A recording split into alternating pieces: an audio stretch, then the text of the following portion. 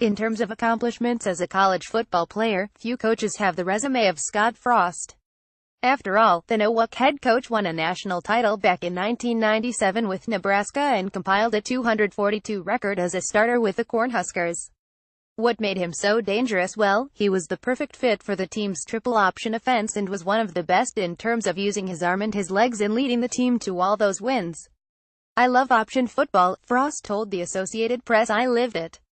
I feel like option quarterbacks now are kind of like giant pandas, they only exist in zoos and military academies now."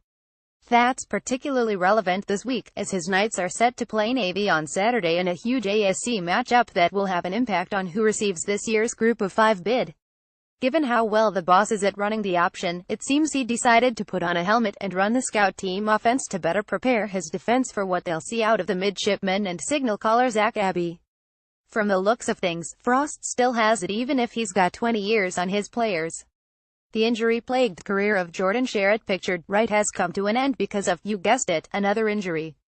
Sherritt suffered an injury in last Saturday's loss to Texas A&M that dropped Florida 1.5 games behind Georgia in the Sox East Division. Wednesday, Jim McElwain confirmed that the starting defensive end will miss the remainder of the year after undergoing season-ending hip surgery because of the injury sustained in that game. As this is the lineman's final season of eligibility, the collegiate portion of his playing career is over as well. "It's a bad deal, man," the head coach said of the situation. Sherritt's 2.5 sacks are currently second on the Gators, while his 5 tackles for loss are tied for third. The redshirt senior missed a handful of games in the 2014 and 2016 seasons because of a variety of injuries. He also missed the last half of his senior season of high school because of a torn ACL over the past calendar year. Seth Collins hasn't caught many breaks health-wise. This week, that unfortunate luck continued. Oregon State has announced that Collins will be sidelined indefinitely because of what was described as a health-related issue by the football program. The wide receiver did not play in last Saturday's game because of an unspecified illness. Per the school, this illness is not related to the unspecified health event last season that left him hospitalized and caused him to miss not only the last 2 games of 2016 but spring practice this year as well. "Losing Seth sucks," quarterback Darryl Garretson said according to the Oregonian. "I love that kid to death. It brings me a bunch of pain and a lot of emotion thinking about it. Obviously, I hope he gets his year back. I think he is going to." The good news, such as it is that Collins, a true junior, could pick up another season of eligibility as he missed the first 3 games of this year because of an injury unrelated to the twin illnesses. Despite missing more than half of the Beavers games, Collins is currently tied for 5th on the team in receptions with 12 and 6th in receiving yards with 130. Prior to the latest illness cropping up, he set a season high with 91 yards in the Week 6 loss to USC. Last season, his first as a receiver after converting from quarterback, Collins was second on the team in catches 36 and yards 418.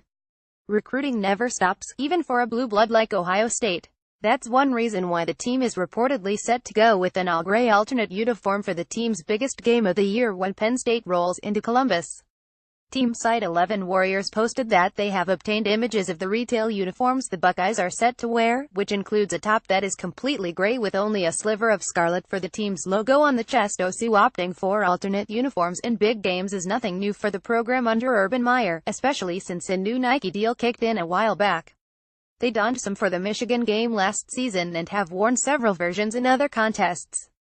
This latest monochrome look, which is still a report and subject to change mind you, still seems a bit bland all things considered. If nothing else, it could make things very hard for the broadcasters despite all eyes being on the horseshoe for one of the most important Big Ten games of the year. It seems that budding feud between ESPN, Washington and Huskies head coach Chris Petersen is starting to die down just a bit. ESPN has apologized to the school for a stunt on a broadcast 2 weeks ago during the Washington-Cal game, in which commentators took the team's weak non-conference schedule to task and used literal cupcakes to represent the Huskies' opponents during the first few weeks of the season. "I felt more like that was such a disrespectful move for the people we play," athletic director Jen Cohen told the Seattle Times. "For those that do this, we do this because we love the kids. These are somebody's sons, somebody's brothers. They're 18 to 22-year-old kids, and so I was more offended, not for us, as I was for our opponents.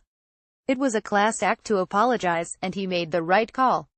According to The Times, Cohen received a call from Peter Dursies, ESPN's senior vice president of college sports programming and events, offering the apology. As nice as the mea culpa was from ESPN, Cohen and Peterson were probably even more elated to hear the news that their October 28 game against UCLA was slated to be televised at 12:30 p.m.